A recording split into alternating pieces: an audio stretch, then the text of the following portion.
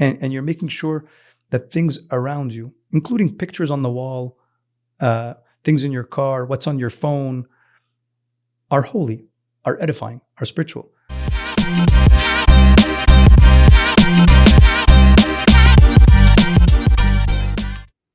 Hello everyone, and welcome to the About Us podcast. Today, we have a special guest, Malak Sedra. He's an engineer by trade, a serial entrepreneur, an athlete, an artist, and a comedian, but above all, he's a husband, father, mentor, and youth servant. If you ask many of the people who deal with him, they'll tell you that he's a modern-day Renaissance man. Malak Sedra is the founder of a learning management systems, eSky Solutions, and a marketing, consulting, and video production company, eSky Productions, among other business ventures. He holds an executive MBA from the John Molson School of Business, as well as a project management professional certification. He is also a member of the Orders of Engineers of Quebec and was peer-nominated as one of Canada's top 20 under 40 in aviation and aerospace by Wings and Helicopters magazine. That's not all.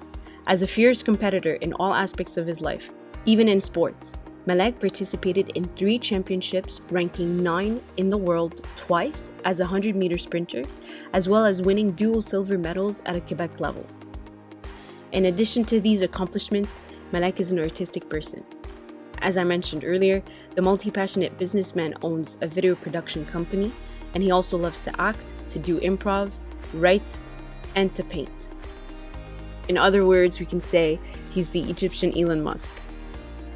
I had the honor and privilege to interview Malak, to learn from his experience and to get an insight of his wisdom. Without further ado, here's Malak Sedra in his own words. Okay, is there anything you would change or do differently, like in your journey or like everything you've done so far? No? Okay. Do you believe like everything happens for a reason, or?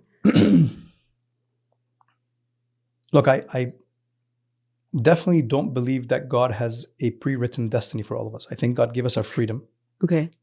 So there's multiple paths that we could all have taken. I think it's very different when we ask God to use us in His plan and His will. So that's a very different thing. But I do think, I am the fruit of all the events and the people I've met. And I like to live a no regret policy. Okay. And I think when I was 16, I decided I'm going to live and I'll never regret things. There's lessons learned, no regrets. Okay. But was it easy to like decide that, or? No, nothing in life is easy, right? Anyone that tells you things, and like people that make it sound like things are easy. Yeah. I don't know. Maybe people are better than me. I don't know. I think everything comes with discipline and hard work. Okay. When I first decided on that, there's definitely a few times where I had disappointments. I'm like, oh, should I have done this better? Oh man, I regret this. But then after that, I realized, okay, again, if I'm doing 150%, what more could I have done? I can't. So I'm good. And then you learn. You'll definitely make mistakes. The best advice I got from an executive who was mentoring me when I first got, my first leadership position where I was going to be responsible for people. He said, listen, as you're getting into an executive role, you will make like hundreds of decisions per day. If you're going to dwell on every single one and make a mountain of a mole from every single one, you'll get nothing done. You're better off deciding and moving forward. So the day I have 50% of my decisions that are good is a fantastic day. Okay. So you put a lot less pressure on yourself because you're like, some will be good, some will be bad, some will be failures.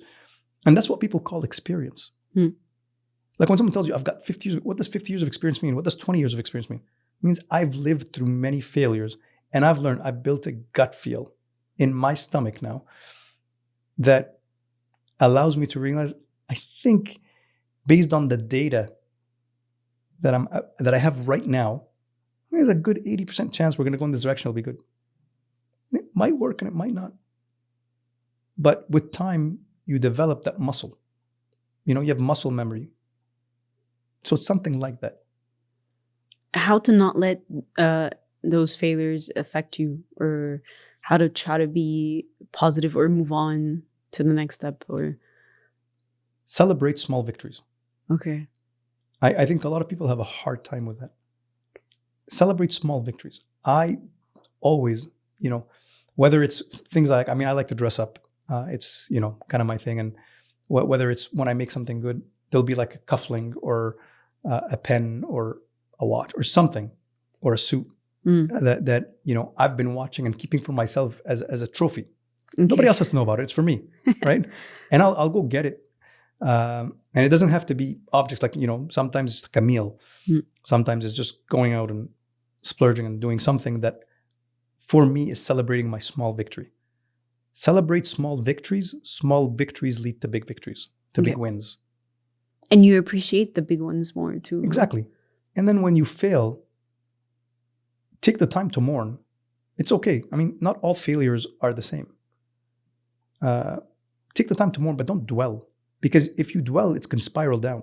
And always tell yourself, see, the problem with people that don't do their best or don't work hard, you'll never know, is it because I didn't do my best? Or is it because it wasn't God's will? Or, depending on your faith, or I'm unlucky. But if you're doing your best, what else could you have done? How would I have done it different? I've done my best. In hindsight, 2020, everything is different. But in the moment, you did what you had to do. You studied. You pushed hard. If it didn't work out, time to stop and, re-examine. Do I want to try again? Or do I want to pivot and move away? And it's the same thing in business. You want to be successful in business, you got to be ready to pivot. Well, sometimes you don't know better until you know better, right? So absolutely. Okay. And part of being in business is there is a risk you will fail. Yeah. Statistically speaking. So whether it's your spiritual life, work, or business, what I'm going to say is going to sound really harsh. But if you're going to go into business, you got to wake up every day in the morning telling yourself, I'm going to war. I know. But it's the same thing in a spiritual life. You wake up every day in the morning, you're going to war. It's true, yeah. So you got to be ready to prepare. You don't go to war without being prepared. Business is war because there's some kid in his basement working on, or in his mom's garage, working on a way to take you out, and he doesn't even know it. So you got to be able to take yourself out of business. And you got to work with whatever budget you have. You don't have funding. You have this, you have that. So how do you do the most with what you have? It's going to sound very contradictory because I'm going to go from spiritual talking to one of my favorite sayings is from Poker Night in Canada, which sounds really like, and the funny thing is they say, we know it's a game of luck, but is it luck that it's always the same 10 people that end up at the final table? Right? So there's some talent in being able to play the game with the hand that was served to you. Like in my house, the F word is fair. My kids know if they ever say it's not fair, I will forget everything else that they did wrong. And I'm going to say, don't you dare say that. Okay. I don't care about fairness. Life is not fair. Some people are born in rich families. Some people are born poor. Some people are born with all their limbs. Some are born without. Some people are born in good religious homes. Some people are not. Some are sons of kings and others are sons of prostitutes. The end of the game, it's in your hand for your life to do the best you can with the hand that was dealt to you. So you're either going to sit and mourn about the situation you're in, and you can drive yourself down in a spiral that might never end. Or you can say, okay, this is the hand that has been dealt to me. How can I change some of my cards? How can I play? How can I do the best I can with the hand that was served to me? And I truly believe in that. And you'll find those who work hard, it just seems to statistically work out. Those who work hard, invest themselves, the world will say they got luckier. as a man of faith, I'll tell you, I think they did their part and God will do the rest. Yep. I don't know if that answers. Yeah, perfectly. Okay. How can someone keep their ego in check, or like, humility as an entrepreneur, or even a servant? I think if you don't keep your ego in check, the world will put you in check. Okay. True. I think as for the prideful, I abhor. Look, I would say as Coptic people, I definitely have to say, let's not mix humility with lack of confidence or lack of self-esteem. You can be humble and confident. My father, who I think was one of the wisest men and is the wisest man, I've ever met, always told me humility is knowing where you stand in the grand scheme of things in the world that God has created. We're very small. When you're a child, you're a bit egocentric. You think the world revolves around you and your parent. Even when you think that there's a conspiracy, it's like everyone's trying to do something about me because you're a child. That's the maturity of a child. As you mature, you start realizing, well, there's more to the world than just my family. Oh, there's my church. Oh, there's my community. Or there's my city.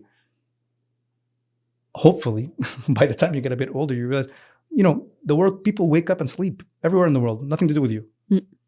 There's earthquakes. Nothing to do with you. There's going to be storms, and unless it's a real act from God and you're praying and God really decides he wants to change the atmosphere, storms will happen, people will live, people are born, people will die at every second. And the grace of God covers us a lot. I think it's always good to step back and remind ourselves where we stand in the grand scheme of things. Okay. In this universe, we're barely a speck. And yeah, we try to do our part, and I'll push really hard and everything. But with time, you learn, a lot of times you'll plan and you'll do a whole bunch of things. And it just won't work that way. And I'll use the term loosely, but God had a different plan. Because there's other things that he needs for salvation or for other people, or the world is still going on. Life will happen.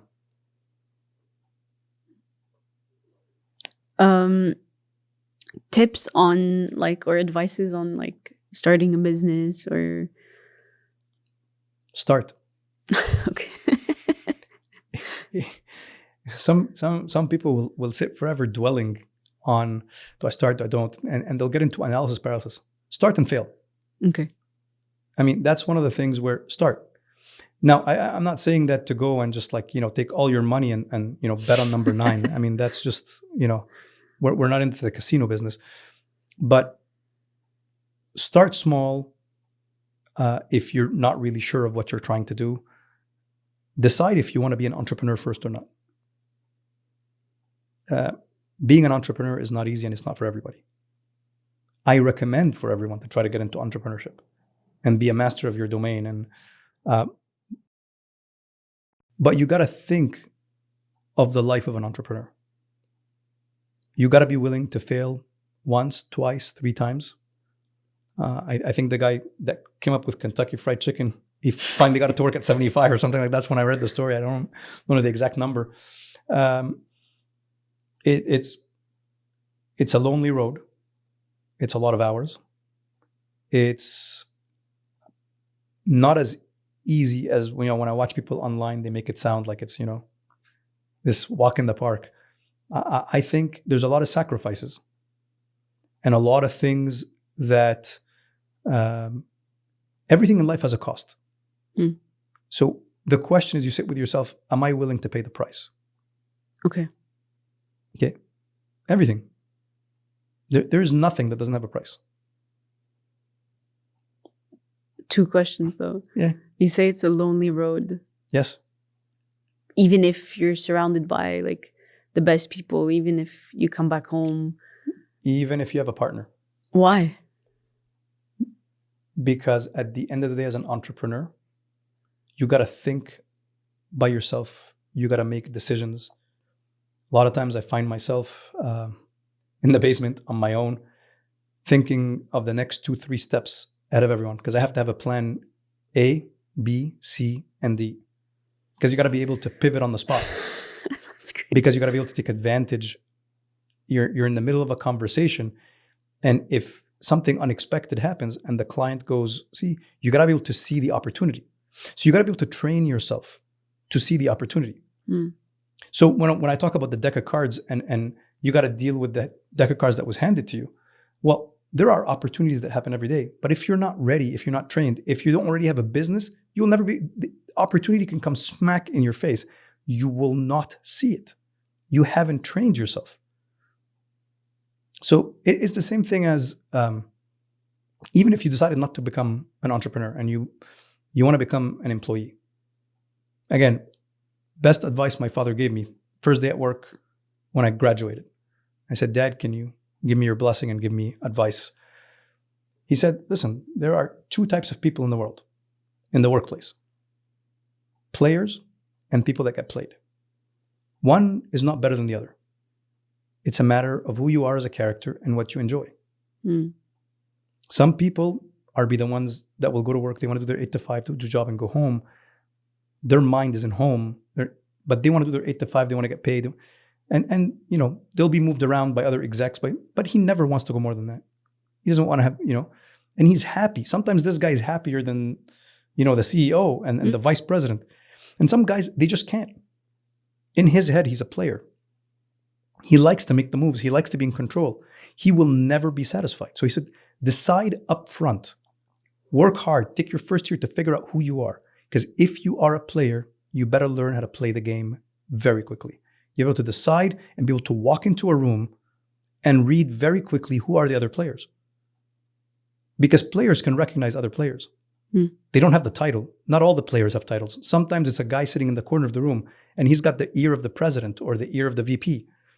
So you gotta be able to walk in and understand.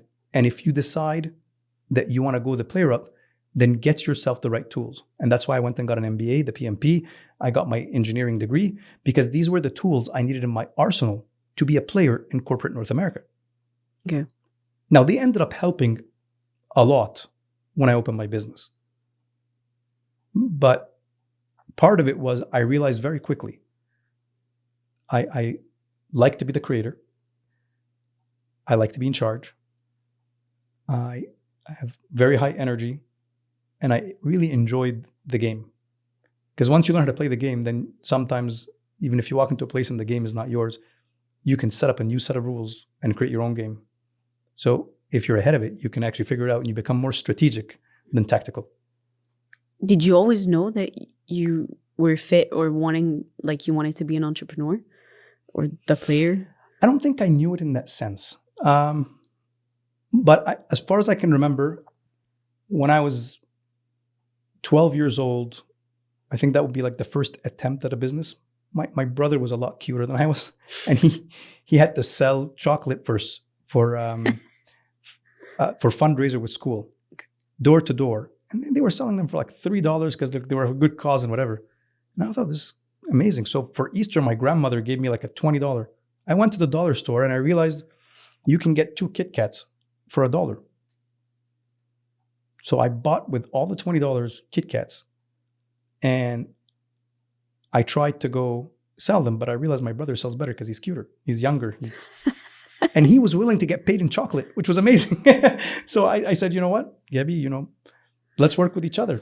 Are you okay with it? And yes. And I took the whole $20. We ended up selling the chocolate really quickly and then took the profit, which was double because, or almost double because I had to pay him in chocolate, and went and got more.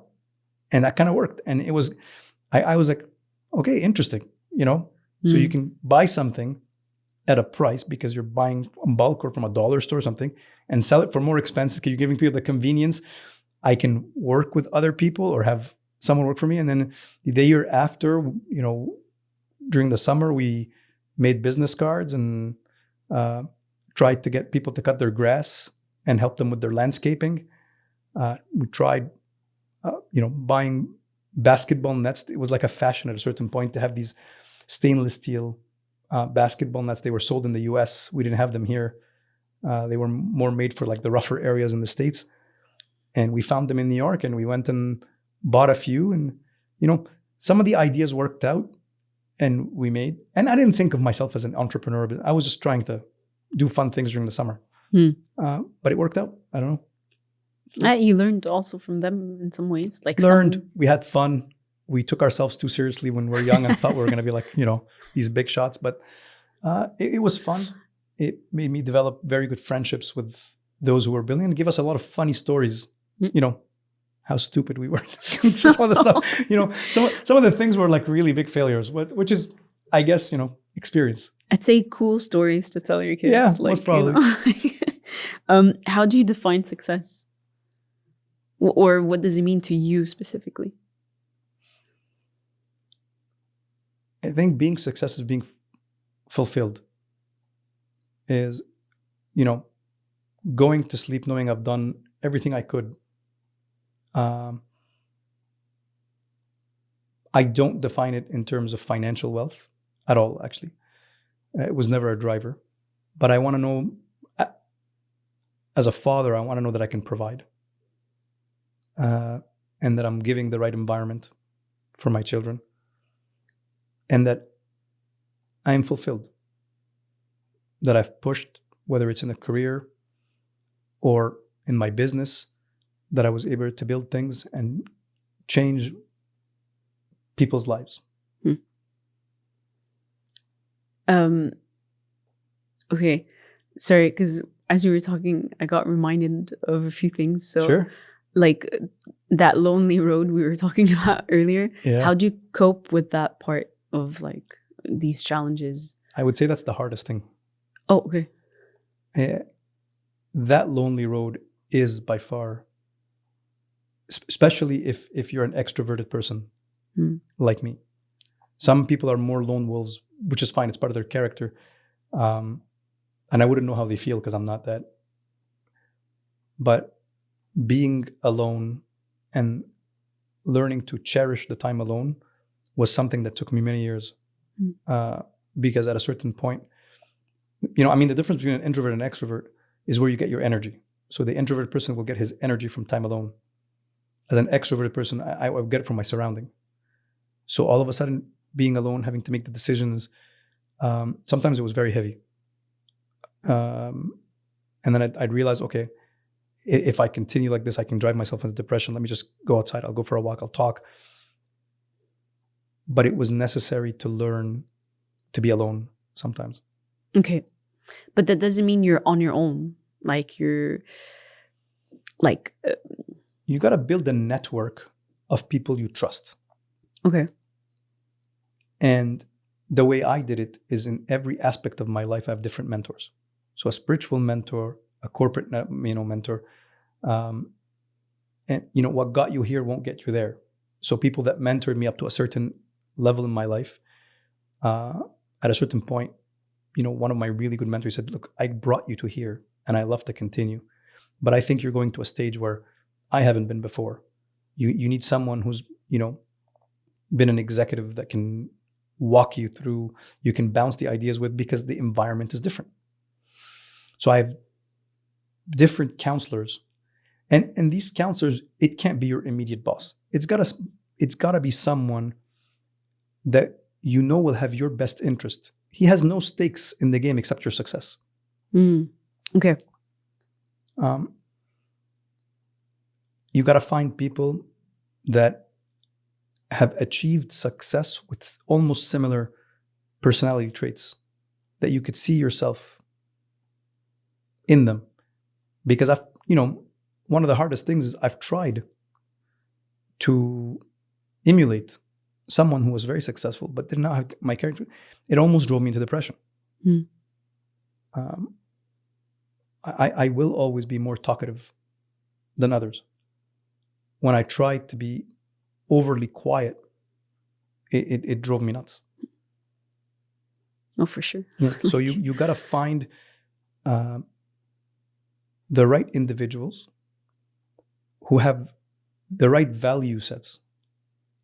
So my Christian Orthodox values that I'm not willing to compromise. So, I had to line myself up with, individuals that I thought shared the same perspective, who were successful using those sets of values. Because then the challenges I have when I'm struggling, because there's the corporate challenges or the business challenges, but then there's also the challenge, well, how do I do it ethically? How do I do as a Christian? How do I, maintain that balance? And that dilemma, that paradigm could only be answered by someone who also went through a very, very similar path and had to handle or think of those exact same conundrums. Okay. Do you have like a routine when it comes to your spiritual life, or like how do you keep it consistent? Like what are your, I don't know, advices or tricks or? Okay. I definitely wish I could be better. Okay. This is one thing that in the balancing act, sometimes you find yourself in want or in desire to give more, and you're not. And you got to keep yourself in check. A lot of times, the words of Pope Shenouda, which comes from the Book of Revelation, saying, "You've lost your first love." They come back to haunt me, because I feel like you get carried away in your little creator mode, or being a father, being this, and you fall behind. Okay, and I think that's why having a spiritual guide, and in the wisdom of the Coptic Orthodox Church, or the Orthodox Church in general, having a father in confession that you sit with regularly, who has zero interest but your salvation, and you talk in all honesty and in humility, he will also let you know, because it does happen, and it will happen, that you fall off the wagon on regular basis. So I'm afraid to speak of that, because I don't want to sound like a hypocrite in things, where I failed. I like to keep a Bible open all the time behind me. Okay. And I definitely wish I would refer to it more frequent. But a lot of times, those lonely nights in the basement, or, when you find yourself on your own and you're walking past the Bible that's open back and forth, then, you find yourself sometimes out of desperation reading. Now, that doesn't answer your routine question, but, I'm sure God accepts that. I think surrounding yourself, your environment. So when people say, "Oh, you don't need to go to church, you can pray to God wherever you are," there's a lot of things that I've heard society, especially in the last 10, 15 years, say. I think you're a child of the environment you put yourself in. Do you surround yourself? Are all you're listening to, we spoke about music earlier on, is everything you listen to only worldly music? Mm-hmm. Because that's what's going to be the humming sound in your head when you're walking around. It's going to be what's in your heart. It's going to be what's around you. Are all the visuals you see just worldly? I mean, we're all human. We're all sinners. We all will have our own addictions, our own faults, our own quirks, or whatever. And I'm by no means saying I'm any different. I'm definitely, like, most probably worse than, most people when it comes to that. But how do you keep yourself in check? So if you're surrounding yourself and making sure on purpose, just like you would for your career, and you're making sure that things around you, including pictures on the wall, things in your car, what's on your phone, are holy, are edifying, are spiritual, that you're frequently going to church, you're in mass. David speaks about going and holding to the horns of the altar. Where do I find my comfort? So if I got used to finding my comfort in church, then when pain comes, guess where you're going to run? To church. But if your comfort is a glass of wine, if these days, I mean, unfortunately, even, a lot of our youth and if my comfort is going to light a bud, or to smoke weed, I don't care if it's legal, not legal. Where's your comfort? So I would say surround yourself with holy things. Your thoughts will be holy. Your mind will be holy. We cannot be taken out of the world. You're going to walk and you're going to see things, and that becomes part of the challenge. How do I get myself back on track? So I definitely wish my spiritual canon was better, for sure. Like I wouldn't say it's exemplary by any means. And it is the challenges of being an entrepreneur. You don't have that regular schedule like an employee going to work and 9 to 5, like you'll have late nights. You're taking clients out. You end up coming home at 1, 2 in the morning. So I definitely wish, and one thing I'm working on is to have a better spiritual canon. But I think a trick is to constantly surround yourself. It's a reminder. So you know who does that? Athletes. I mean, athletes, when I was running, my coach would tell me, visualize. Visualize yourself winning. Visualize yourself training. Visualize yourself crossing the finish line. And to the point where, we were putting posters of me running and winning a gold medal in the room. Now, you so that way when I wake up in the morning, put a picture of my face on the body I wanted to have before training. So you wake up, you remind yourself. You're reminding yourself of your mission. Now, do we all remind ourselves of our heavenly mission all the time? If your surrounding is not, you'll get lost in your career. You'll get lost in your relationship fights. Your relationship will become so selfish about me, me, me. What do I get out of it? But what about your the salvation of your family? Where does that go?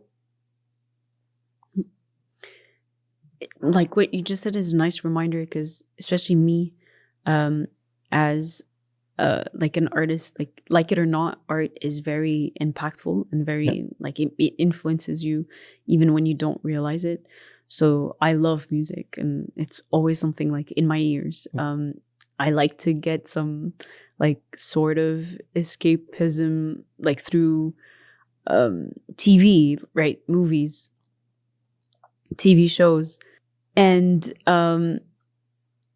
it makes me deviate from my path sometimes, like, or especially my spiritual path. And I remember telling my father of confession, like, I feel like I'm running like a headless chicken. Like I have this, and that goes back to your priority point. And he told me the same thing. Like you have to set your priorities, because life is not meant to be like just doing that like one task after the other, but his advice to me was to really focus on service, and that will like set kind of this foundation for the rest.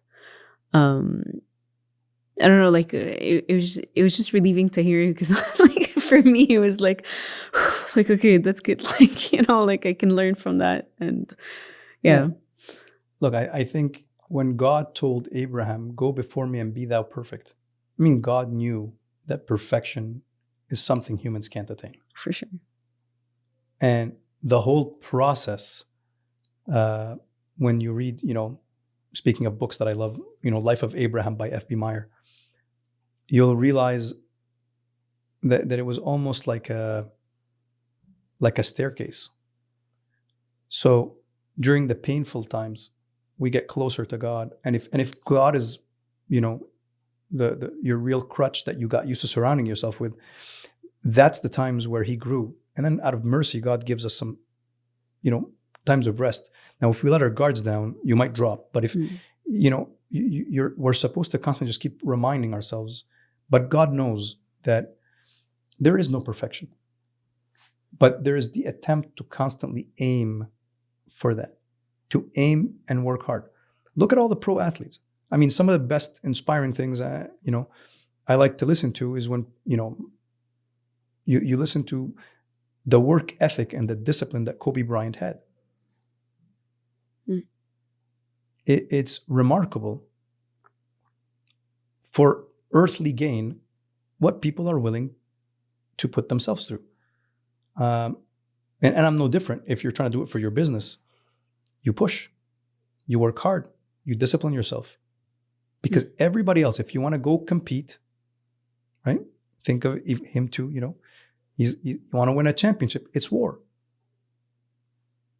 And therefore, you set yourself up on a mission and how you want to train, how you want to eat, how you want to compete, how you want to show up. And that becomes part of it. And you'll fail, you'll fall. You won't always win the champions. I never got the gold, right?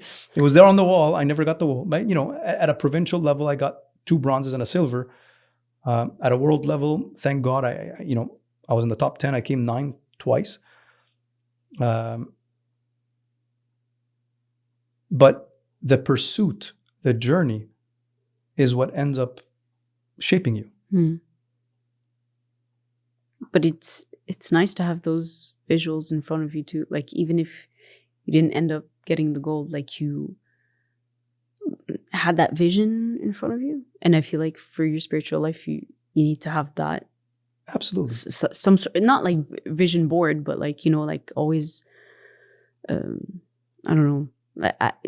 Some people say like write down those like goals or whatever, and like the sole act of writing them down will push you to. Yeah. And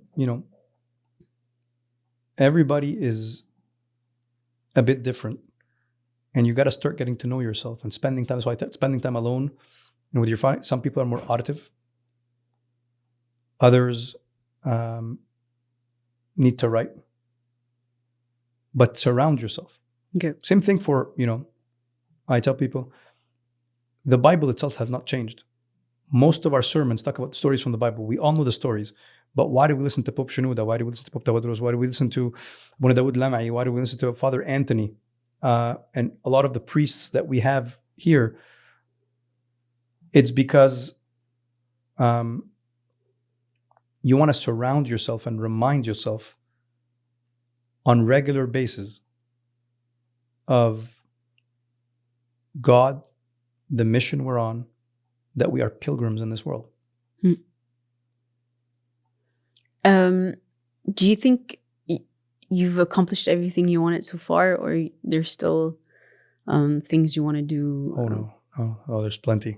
Okay. Oh, I mean, there's for sure. I had a full life, and thank God. And there's a lot. Never thought I was going to make it.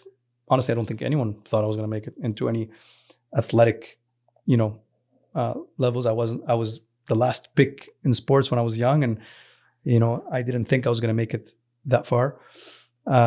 So in sports and engineering, in arts, but there's plenty. There's a lot of things that I still dream on doing, and I want to continue. And I think part of it is being able to have long-term goals and then put some, stretch goals, but achievable, but stretch goals. Get to them, celebrate those small victories, and move to the next one. Get them in small chunks. How do you see yourself in the near future?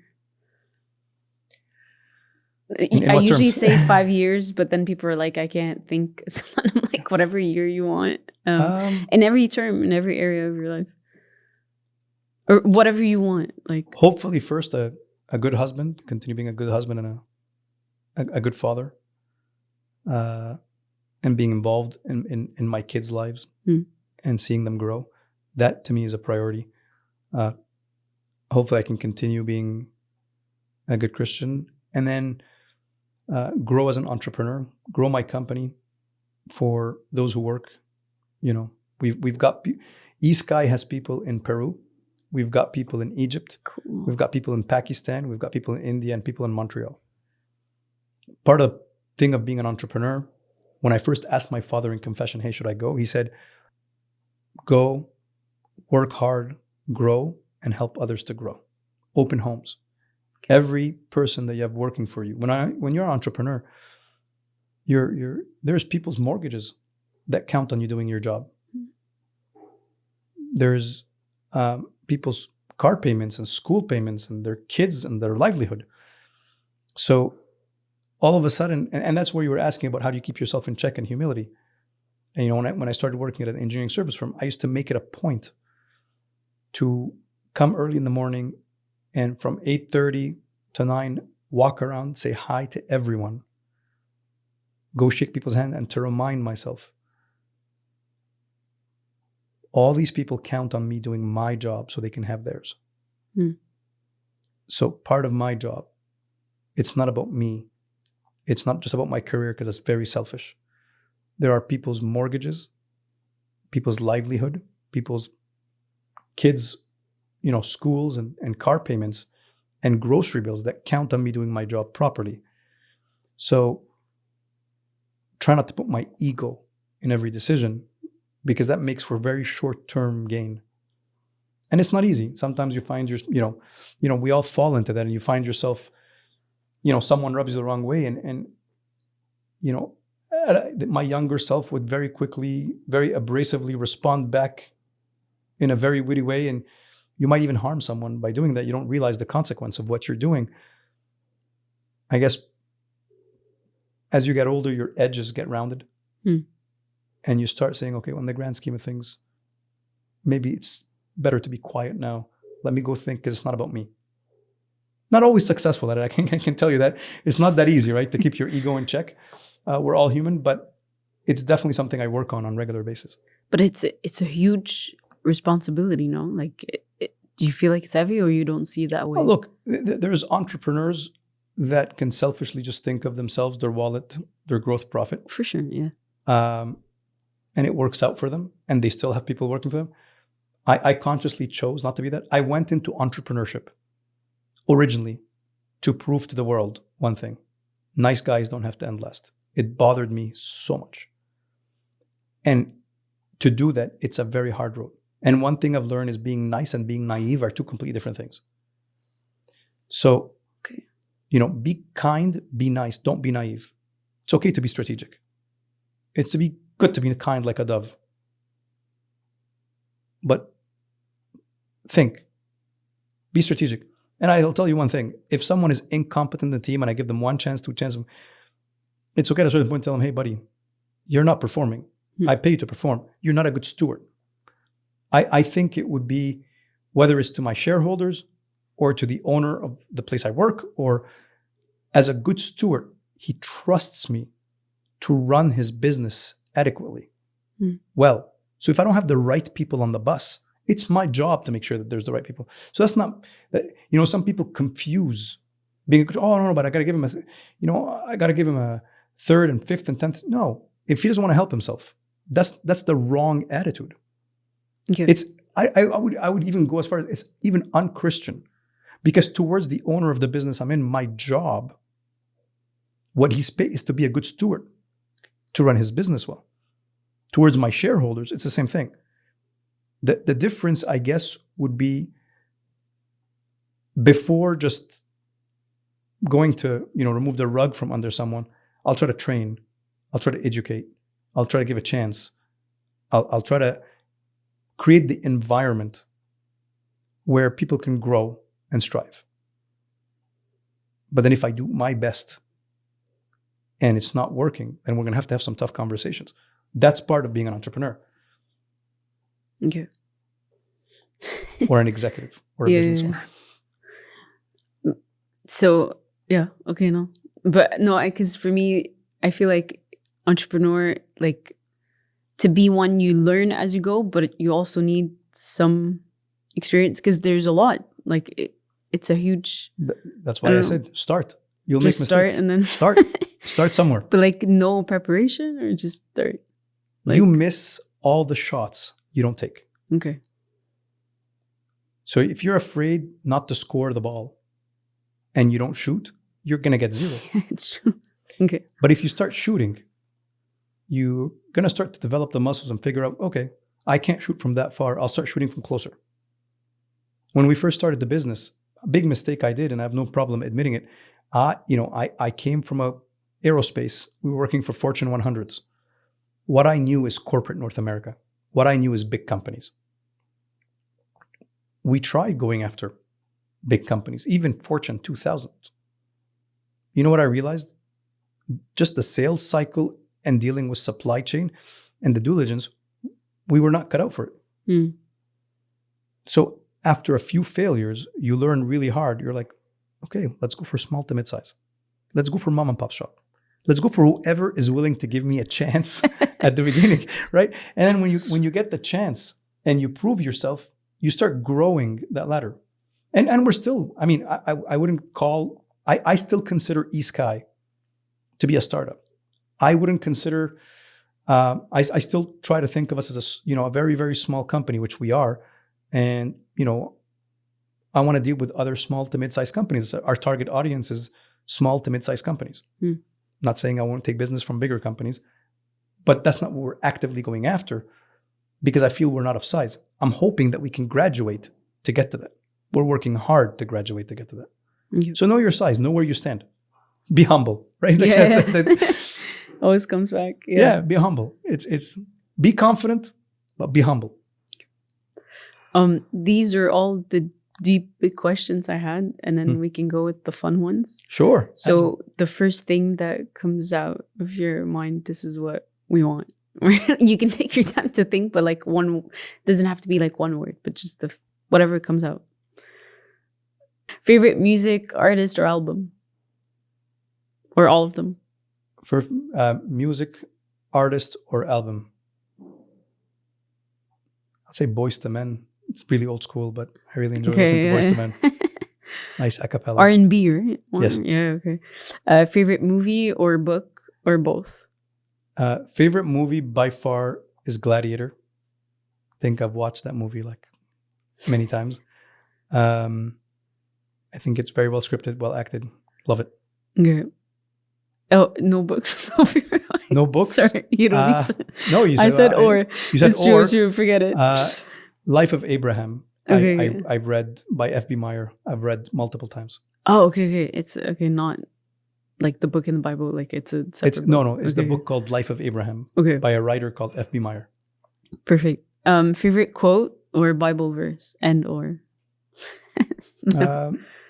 Favorite quote or Bible verse? Well, my favorite saying, which, by now, when people ask me, how are you? I say, life is beautiful. Yeah. Thank God. So I would say that was it's been my thing for, over a decade now. Life is beautiful. Thank God. Like, did it come from something that happened in your life or you just decided that or? Does it make my best friend, which is Father Michael. Okay.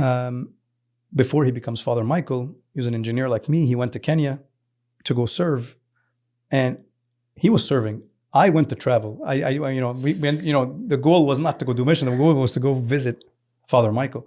And I went to Kenya and I realized how simple some things, and some things, we were here trying to entertain the youth at the youth meeting on Friday nights by bringing Xbox, PlayStation, doing galas. And the kid had a broken wheel of a bicycle and a stick. And he played with it for like 6 hours straight. And I realized we overcomplicate things. And people in North America go through depression and mental health. That's what everybody's talking about right now. Why? We don't know how to live in the now. We don't know how to recognize that life that we have is beautiful. We look at all the lacks. So when I came back, I decided whenever people are going to say hi to me, I'm going to say, life is beautiful, thank God. For two reasons. People say hi and they don't even expect, hey, hi, how are you? And then they start talking, right? They don't even expect you to answer back. So when you answer something differently, people, you're taking it back. Most of the time even, people laugh like, really? And I'm like, yeah, man, we live in North America. You don't have to go hunting for your food. You go to IGA or Metro, Costco. When it rains, you have a roof on top of your head. When you're hungry, you find food. Life is beautiful. Everything else is details. So don't worry. I feel like that brings up like gratitude, right? And I feel, especially as an entrepreneur, or like whatever, when there's so much on your plate, like gratitude is a good. Absolutely. You have to have hunger to win. That's, if you don't have that, I don't know how you can survive. But you have to be able to say, I've learned to be content in all things. I have my mother to thank for that. She made us learn what we have is more than, we should be happy with whatever it is. I remember when we first came from Egypt, my first bicycle was from a garage sale. Excuse me. We got it for like $11. It was like a rusted BMX. And my brother and I, we made sure that it sounded like it was like a rocket when we talked to our friends. That people were jealous. They even went and asked their parents to replace their mountain bikes with BMXs. We couldn't believe it. And we just learned to be, proud, be happy with what you have. Yeah. Learn to play with a deck of cards that was served to you. Embrace it. Favorite city, country, or region or place? By place, it could be like a restaurant, like, your favorite, something that makes you feel like home. I love being by the sea. Okay. The sound of the waves relax me. I guess my Alexandrian, I love Egypt and I'm from Alexandria. That sound of the waves and being by water is my favorite thing in the world. There's nothing better, for sure. There is nothing better. Favorite food? Shawarma. Okay. I love my shawarma sandwich. Like, the first thing I do when we stop fasting, I get shawarma. And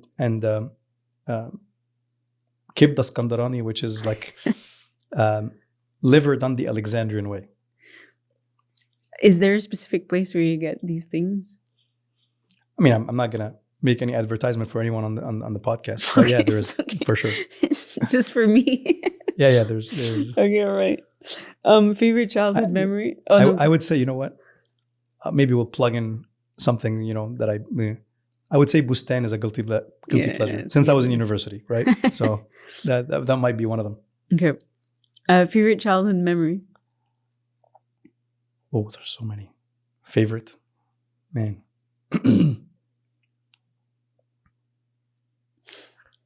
There's honestly a lot of them. Going camping with my parents at Sidi Abdul Rahman, which is the Sahel today, where all these nice hotels, they actually had nothing. Yeah. We would go with the cars and we would settle in the sand, and you'd wake up in the morning, open the tent, and all you could see is just God's sea as far as your eyes can go. And, we would fish, it was nice. It was beautiful. Biggest inspiration, living or dead? St. Paul. Describe your loved ones, like just a word per person. So your wife, if we start with her. My strength and my rock. Your kids. The reason for everything I do. Your parents, like one word for your mom, one word for your father. My mom is the Iron Woman. My mom, strength. The reason why I'm the way I am is definitely a combination of my mom and my dad. But my mom, I mean, if I can add a little funny anecdote, my mom during university, if I would spend, she comes in and I'm studying. She's like, "What are you doing?" I say, she would tell me, she's like, "So you think champions just get made if you're gonna you think you're just gonna get a medal by? Why aren't you working out?" I know we have a lot to do. Like I'm in engineering and I'm competing, for the world. No, Habibi, you gotta. You don't think just these medals come? So I start working out. Literally less than 24 hours. I come down. She comes downstairs. I'm working out. What's happening? So all you do is study and you work out, and God does not exist in your life. I'm like, yeah, mama, you just. حاضر, I'm like a service. لا حبيبي إلا ربنا. You gotta keep God. I'm like, حاضر. Then I do this. She's like, فين المذاكرة? What happened to studying? No study, no school. How are you going to eat from running? You're going. No, yeah, Baba, you gotta be graduate and be a good engineer. I'm like, حاضر يا mama. And it was just like nonstop, right? Like, pushing. I always tell her, if you have anyone to blame for me working many hours a day, it's you. But I definitely have to thank her. Like I joke around with her. I don't know how to reach a finish line and stop. It's you do this and you go to the next thing. She's constantly taught us, my brother and I, to push the limits, to stay, She used to say a statement in Arabic. I'm going to say it in Arabic and I'm going to translate it in English because it will be a very loose translation.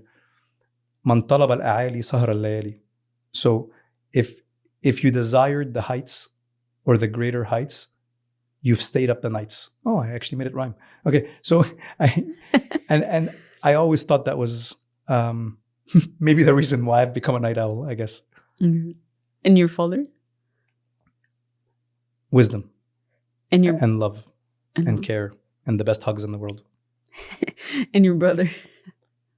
An angel. The real angel. Although it's my name, but he's Gabriel, so it's Gabi.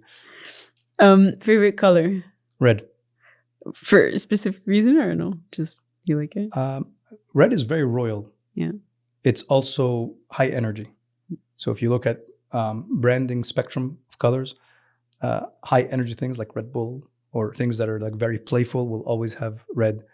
When people always used to ask me if you had to be a fruit, what fruit would you be? I would always say watermelon. And I like the red and the contrast. I think red brings things to life. Red is also the color of blood, which has life in it. 3 things you do on a rainy day. Watch a lot of movies. So that's one thing. Listening to music. Painting. Perfect. That's all. Thank you for your time. Thank you for having me. I really appreciate it. Thank you.